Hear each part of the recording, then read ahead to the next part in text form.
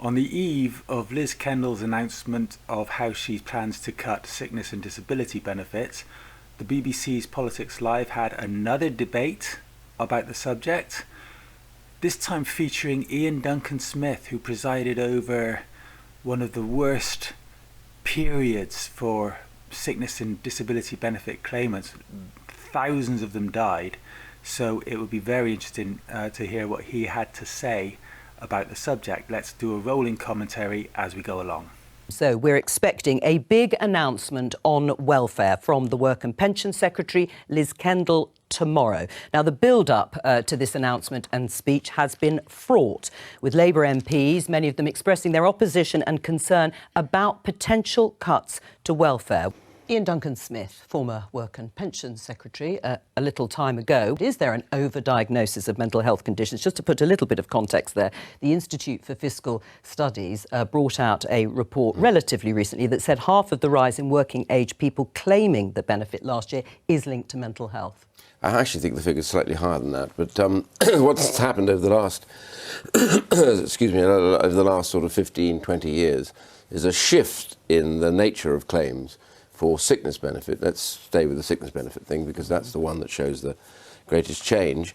Once upon a time it was musculoskeletal, heavily back issues, etc. It shifted hugely. I would think nearly 60% now are mental health. Of those, about 50 to 60% are anxiety and depression. And is it an overdiagnosis of well, those it's interesting because we did Centre for Social Justice did this report on this, and they polled doctors, GPs, and 84% of them said that they felt that they were now having to how could they put it? They could make diagnoses for what are the ups and downs of life and medicalising them. This is a common false claim. Robert Jenrick made it last year when he was trying to become the Conservative Party leader.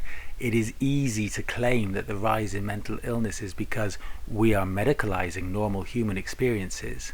But what do they expect from a system that is increasingly geared towards finding illness wherever possible and then charging us, either directly or via the government, to treat it? The benefits bill ballooned because of the failures of the last Tory government to look after the nation's health.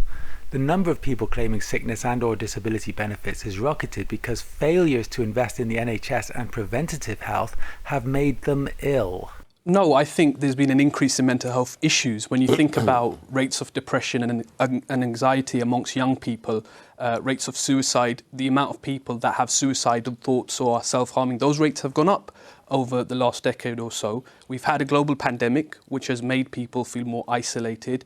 We've had the cost of living crisis, rents are going up, energy bills are going up, water bills are going up, council tax is going up. A lot of people feel way more insecure, way more economically insecure. This rings true.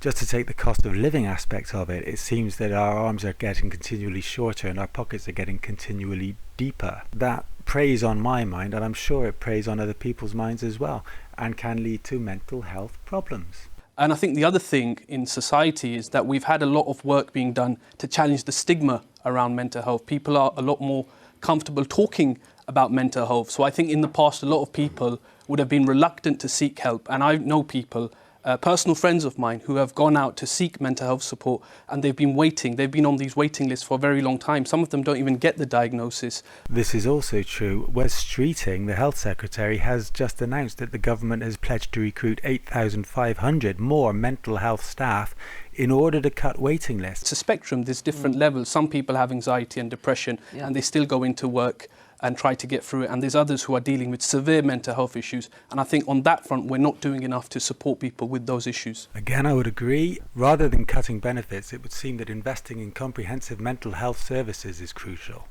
This would include expanding access to counselling, therapy and community support programs to address the root causes of mental health issues contributing to increased benefit claims. But I see work as part of the solution, not the problem.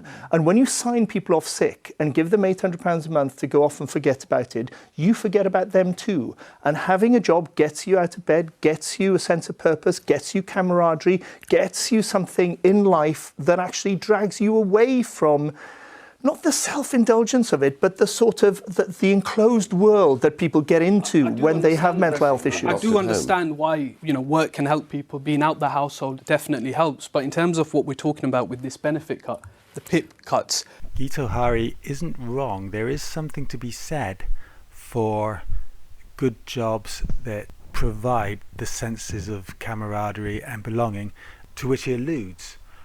But I tend to agree with Taj Ali also. He was interrupted, but he was going to say that there need to be those good jobs to go to, and at the moment they aren't there. So pushing people off of disability sickness benefits and onto universal credit, where they are forced to look for a job that simply isn't there, is setting them up to fail.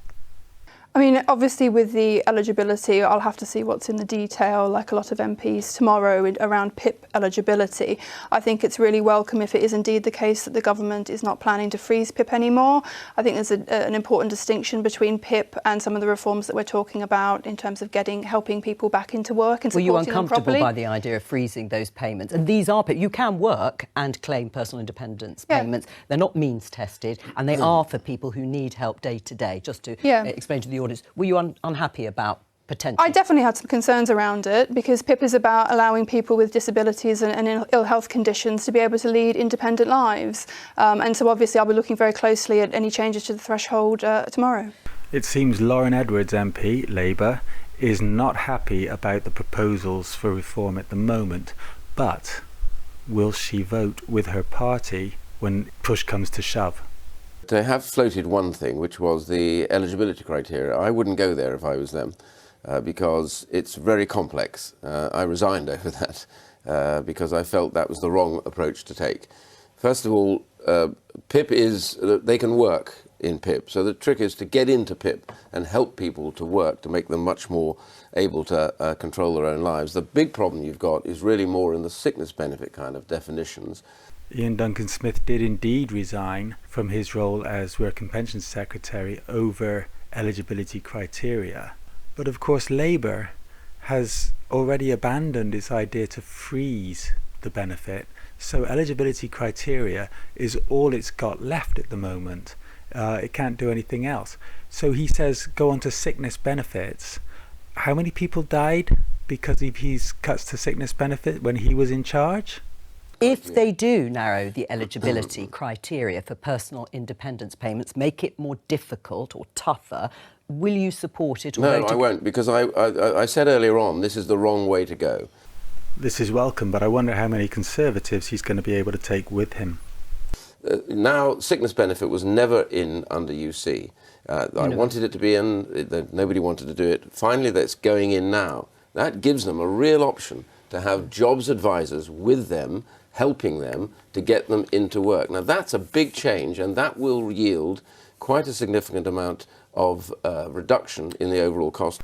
This seems a bit odd, because people on employment and support allowance, the sickness benefit, are already required to talk to job coaches and seek work as soon as they possibly can. There are people in the support group who are not expected to be able to go back into work at all ever, and I wonder if Ian Duncan Smith is suggesting that with ESA being migrated into universal credit, everybody should be forced to seek work, even those in the support group. That would be a terrible burden on them and a strain on their health. Because immediately on the internet, everybody advises everybody else exactly how you get round whatever the changes are. So it'll be a very short, limited saving, and then it'll start to go up again. Yeah. Advice given on the internet to benefit claimants in order to get around whatever the system is throwing at them this week will still only work for people who have genuine conditions and can prove them. £6 billion in cuts, which is what the government wants to make. They've decided to do that before they decide what support they're going to put in place. I would say that the system needs a complete overhaul to help people do that support, which will then have the savings come afterwards when you've actually supported people. So it doesn't, I'm afraid, I'm sorry, Laura, it doesn't reassure me at all. Alex on the right is autistic. and relies on benefits. He says the government is putting the cart before the horse in demanding savings before it has actually put any processes in place to allow the claimants to achieve and actually get on in life. He's absolutely right, of course. They're not doing it the right way round. I mean, I agree that we should be focusing on improving the system rather than looking at a level of saving. She's not a fan of these benefit cuts, is she? I think that some of that has been briefed in the newspapers and we won't necessarily know the details until tomorrow. Right, can you take £5 to £6 billion out of the system and still support people like Alex? I don't think you can. I mean, the experts and the charities have warned that when those initial proposals were leaked to ITV, it would push 700,000 disabled households into poverty. We know that people on PIP, disabled households, they face much higher living costs. Scope, the disability charity, estimated it to be £1,000 per month additional costs. This isn't about reforming welfare. This is about penny pinching from the Treasury, and the government's got to be honest about this. They've decided they're going to make cuts to welfare on the back of disabled people. This is absolutely correct. They can dress it up as a moral duty for all they want, but in actual fact, that's just the emperor wearing his new clothes. And at some point, you've got to ask, what does the Labour Party stand for? Ian Duncan Smith's telling you he wouldn't go there. You're picking the pockets of our pensioners. You're set to preside of the highest rates of child poverty since 1998. I mean, Labour was the party that set up the welfare state, that tried to support the poorest and most vulnerable in society. If you want to raise revenue, let's talk about taxing the super rich. Let's look at wealth taxes. Why is it always the poorest and most disadvantaged in society that are having to pick up, the costs? Again, spot on. Labour Party talks about the difficult decisions, but there's nothing difficult about attacking vulnerable people who can't fight back. Lauren? I mean, what I would say in response to that is that certainly my understanding is that some of the savings will be reinvested into programmes that will help people into work, and so we'll be saving money in the long term. So it's not just about arbitrary cuts. It's also about how can we use the welfare system better and invest the money in a better way to help people back into work and have a system that works better for everybody. Does she really believe that? Reinvesting savings into help for the people who are still left on the benefit is no good to those who have been pushed off of it. It's a moral mission because we need to help people who are out of work to get into work. That's a moral thing. Why is it a moral thing? If you are forcing people who cannot work to seek jobs, then it's a highly immoral mission, especially if the jobs aren't there for them anyway. We also need to bear in mind that for everyone who's not working and being paid benefits, somebody else is working harder to pay the taxes to pay for that. What about the income tax that people on PIP pay if they're in work? What about the income tax that people on ESA pay if they're on contributory or new style ESA and the total income exceeds the personal allowance? What about council tax? What about VAT? What about road tax? What about fuel duty? What about alcohol and tobacco duty? There are lots of taxes that people on these benefits still pay, and so they still contribute to what they're getting. And when you look at government expenditure overall, there's £300 billion in a pot that goes on welfare benefits. That dwarfs defence expenditure when we have war in Europe and Putin on the rampage. That dwarfs investment in education. That dwarfs the kind of money we should be spending on improving infrastructure.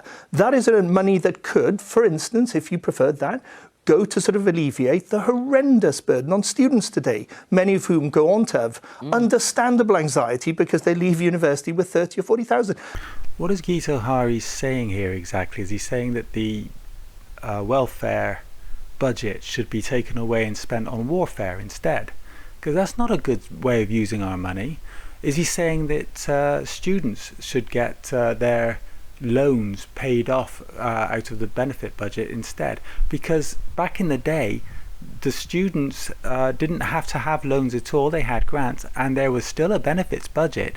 The fact that students are given loans these days is just a money-making opportunity for some company somewhere. But the sickness benefit one has categories that are not allowed to go to work, and they've never had anybody see them in the time that they claim the benefit. This is because they are not expected to get better, certainly not well enough ever to work. Ian Duncan Smith seems to be determined to send people who are too sick to work back into the workplace to fail. you can save money on this by getting many of those people now on sickness benefit out of work back into work. And that requires close personal contact, which can happen now if the government invests in that. That makes a huge difference. We looked at this, we did a report on this at the Centre for Social Justice, and we are talking about many tens of billions that will be saved. But over the longer term, over the next few years, if you change things like who do you see, what are the issues around the nature of the fit for work statement, all these things are things you deal with that save money, but they save money because you actually get people back to work, which means they're then paying tax. But let's also remember that 38% of people on universal credit are in work. In-work poverty is on the rise. 7 in 10 children growing up in poverty come from a working household. And so our welfare state is subsidising bad employers who can't pay a decent wage. And those are the sorts of reforms we should be looking at. Taj Ali, right on the button again. And I would just urge the government, if you want to raise revenue, let's look at the people who have benefited from so much in society. Tax the super rich. Stop going after the poorest in society. These are good ideas. Is there a perverse incentive, as some politicians have said on this programme, within the welfare system that actually incentivises people to get a higher level of benefit from sickness benefit rather than being out of work and looking for work? Well, I think all the charities have said that the basic rate of universal credit is inadequate. It's not something that you can live on. The amount of people on benefits, whether they are getting that higher level of universal credit or not, who are using food banks, who are going without essentials, is increasing. And we have to address this. Poverty is a serious issue in our society.